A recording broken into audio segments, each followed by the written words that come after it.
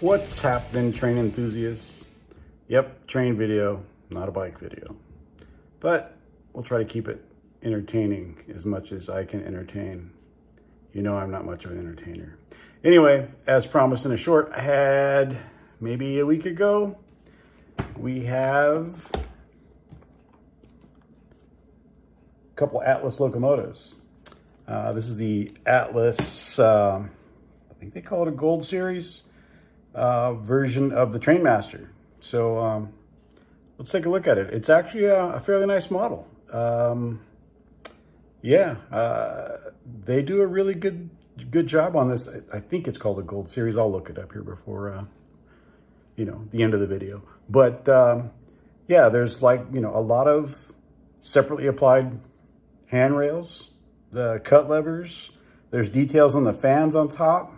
Yeah, it just looks really good.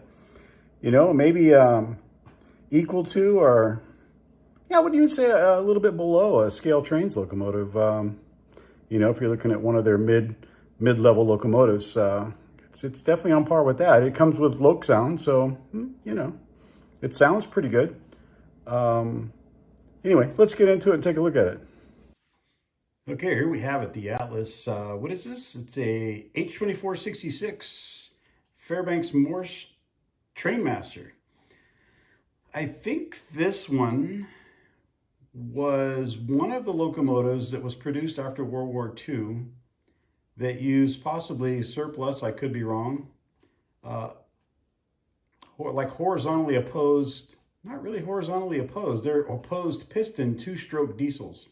So there's a piston going, traveling vertical, and there's a piston traveling downward, and they create their own combustion chamber by smashing the air.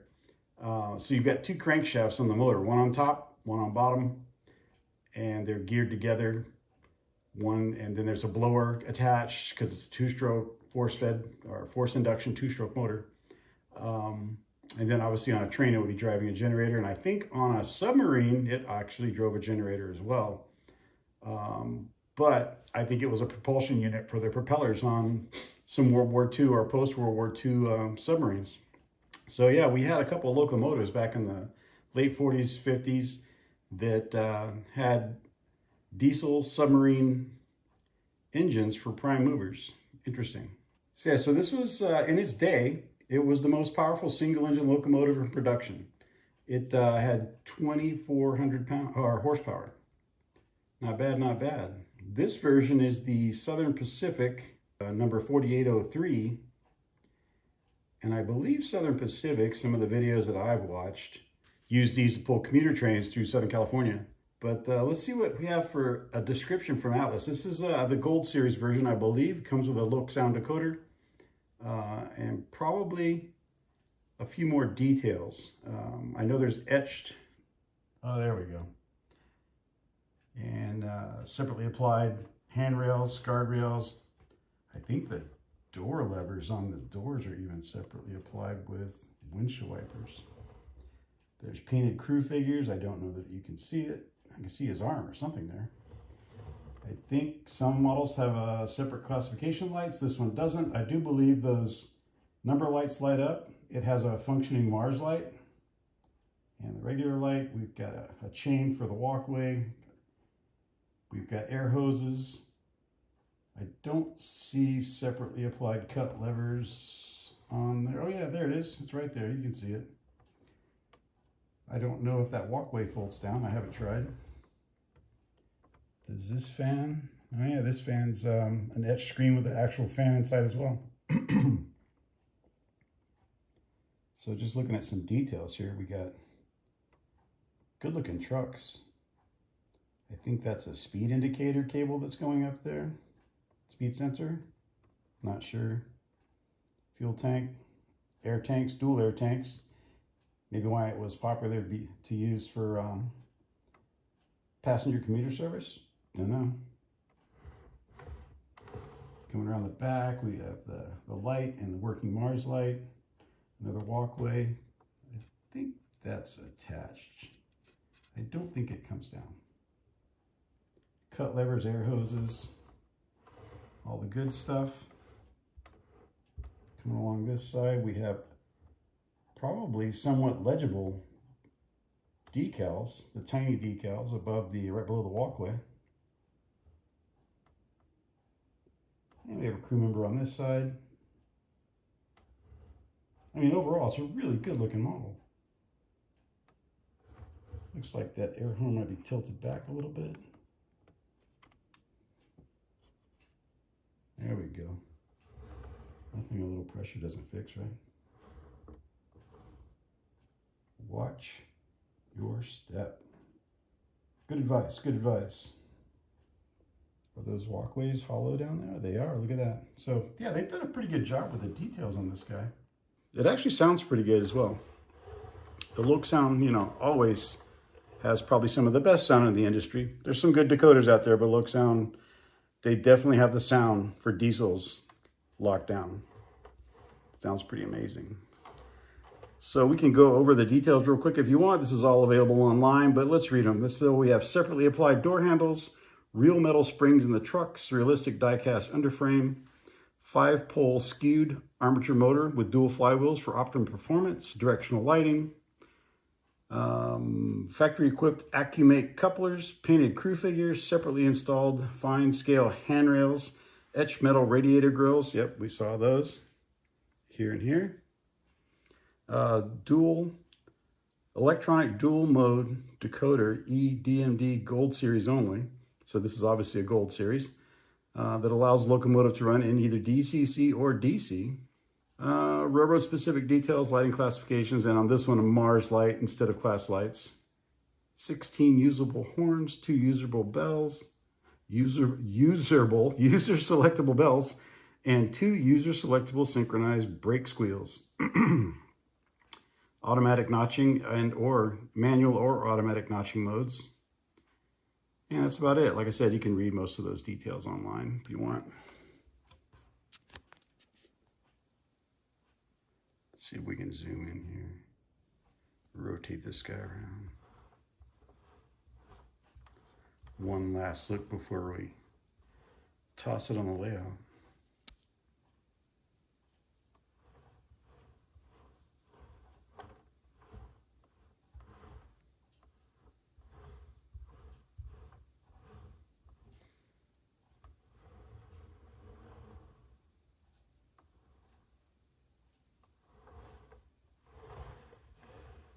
Something I like to do is give you guys a view of the bottom.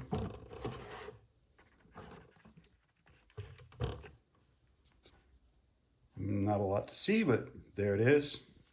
Looks like the couplers are easy to swap out if you want to put KDs in there. I didn't put the plastic plugs in the holes that were threaded to secure the locomotive to the shipping container. We got air tanks. We have another, looks like some sort of air tank here, the fuel tank. And again, on this end, the coupler looks easy to access and change if you would like. So anyway, yeah, let's take this guy up and toss him on the layout and see what he's all about.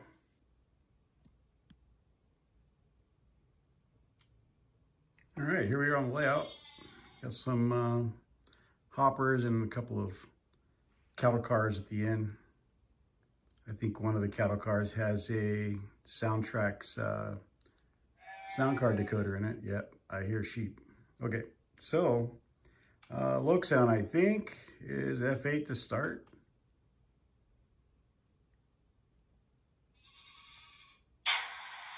Yep.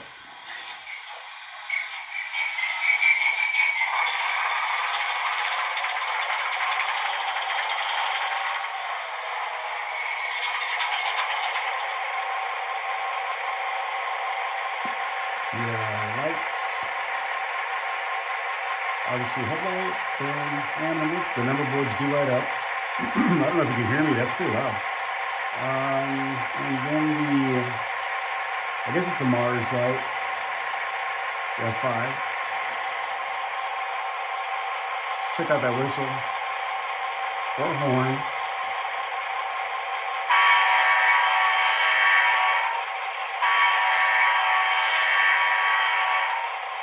Yeah, that's pretty good. Pretty good. All right, what are we on?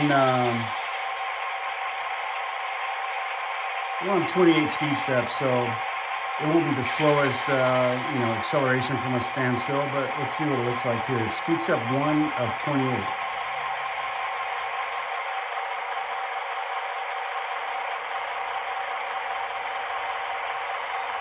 Not bad, not bad.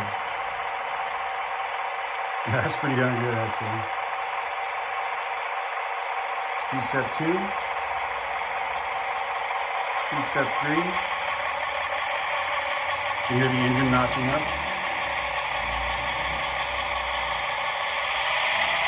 Yeah, engine notched up again on speed step 5.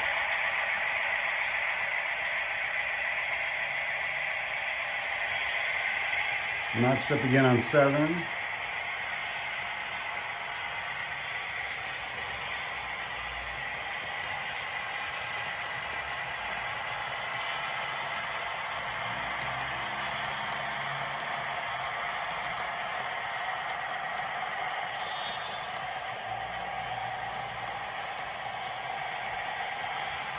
See what that whistle sounds like now that it's on the other side of the layout.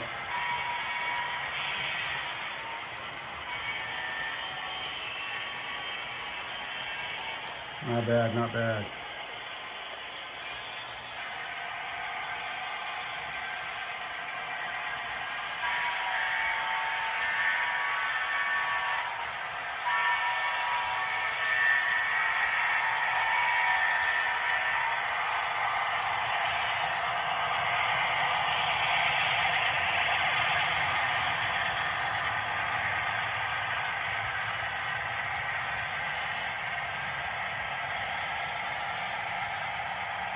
So no problem pulling this consist of cars. Let's see. I could count them. 1, 2, 3, 4, 5, 6.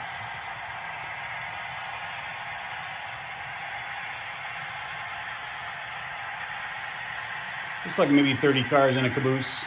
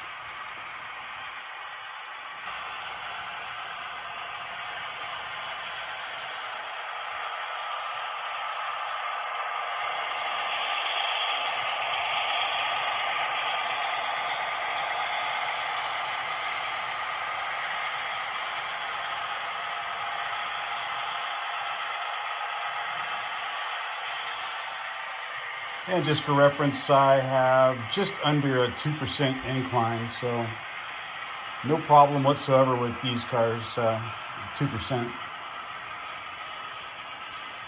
Seems like they have pretty decent pulling power. We'll test that here in a bit.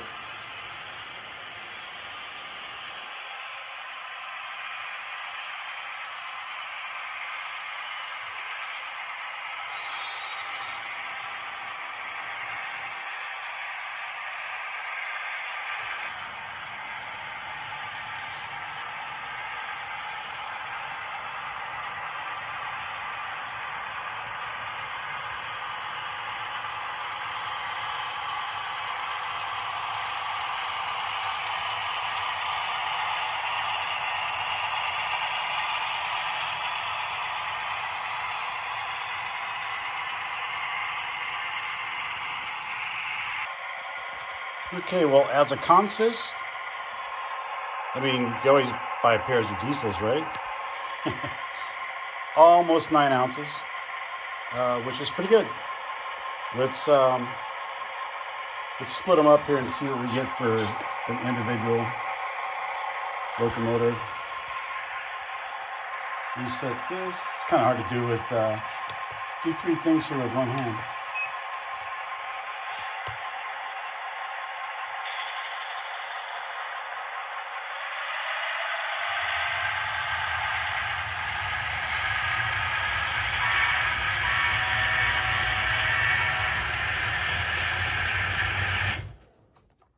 Whoa, that was about 4.6, it looks like. Not bad. That's for an individual. Oh, we almost forgot to weigh it. Let's see. Feels pretty substantial, actually. 1.45 pounds, 23.2 ounces.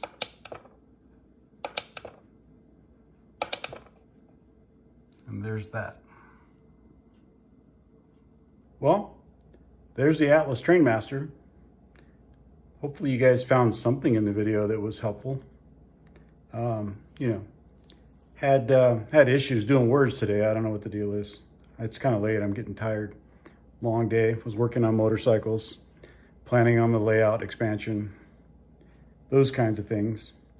Anyway, so, you know, if you liked the video, thumbs up, subscribe if you can.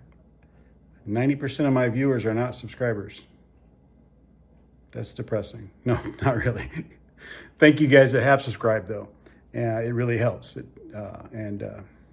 Yeah. So you guys have a good one and I'll talk to you later.